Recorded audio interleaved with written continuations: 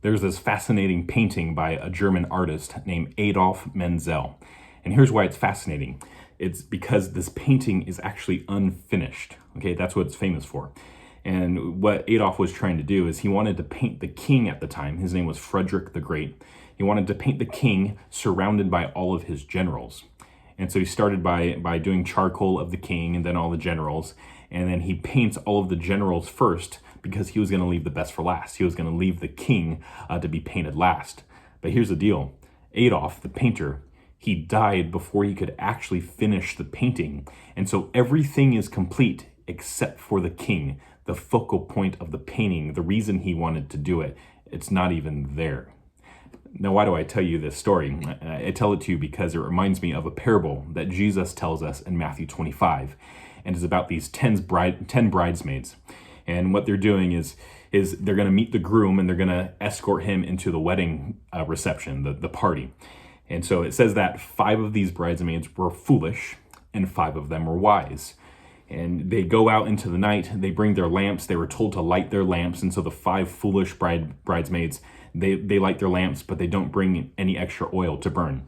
The wise bridesmaids, they light their lamps, but they do bring extra oil to burn. And so they're going throughout the night. The groom he's a little behind. They fall asleep. And then at midnight, there's this announcement that the groom is here. He's coming. It's time to escort him into the party. And so all of the 10 bridesmaids, they get up, they light all their lamps. But the 5 foolish bridesmaids realize that we don't have enough oil to burn our lamps. And so they ask the other 5, they say, hey, you have extra oil. Can we borrow some of your oil? And guess what those bridesmaids say? They say, no, you can't. And so the story keeps going. The foolish bridesmaids, they go out, they go to purchase more oil so that they can get into the reception, while the wise ones go with the groom and they enter in and the door's shut. And it says that the foolish bridesmaids actually miss getting into the reception. Now, at first glance, remember a parable, when Jesus tells these things, parables are simple stories that have a deeper meaning. And so what was Jesus getting at in this? Because at first glance, it seems like, man, this is so selfish. Why would those bridesmaids not help the other ones? But the point Jesus is getting at is this.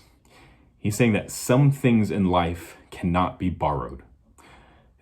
For example, character cannot be borrowed. Our faith cannot be borrowed. Acts of obedience and love cannot be borrowed. We can't borrow a relationship with God. Those are things that we're all responsible for ourselves. You're responsible to do with what God has given to you and to use them well. It's called stewardship. You're responsible for your relationship with Jesus Christ. Same with me.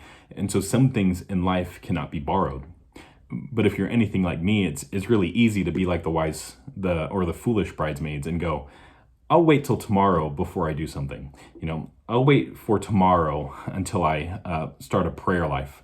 I'll wait until tomorrow before I call the person I know I should call because we had a conflict.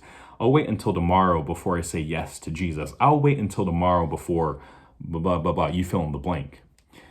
Which brings me to an even more sobering truth of this parable that I believe Jesus was actually getting at. And it's this. It is possible to wait too long. Okay, I'll say that again. The sobering truth of this parable is that it is possible to wait too long. Remember the story of the painting, the German painter Adolf Menzel. He thought he had forever to complete this painting, and so he did everything around it. He waited for the last moment to actually paint the focal point. The reason he wanted to paint it was the king in the middle. But guess what? He waited too long. He missed the opportunity. He missed the point. He forgot to add the most important person into his painting. And so why do I say this to us? I want to encourage all of us, and my prayer for you is this, is if there's something you know you should do today, do it. Don't wait too long to call that person that you know you should call. Don't wait too long to speak up for something that you know you should speak up on. Don't wait too long to say yes to Jesus. Don't wait too long to develop a prayer life. Don't wait, because we don't have forever. Time is short and we don't know when Jesus is coming back. But here's the deal, and here's what I'm looking forward to, is the wedding reception is coming. The party is coming, and I don't want to miss it. And I know you don't want to miss it, because Jesus throws the best parties. and it's going to be a blast. But you can't borrow certain things. Do what you need to do today that matters most, because it's worth it. God bless you guys.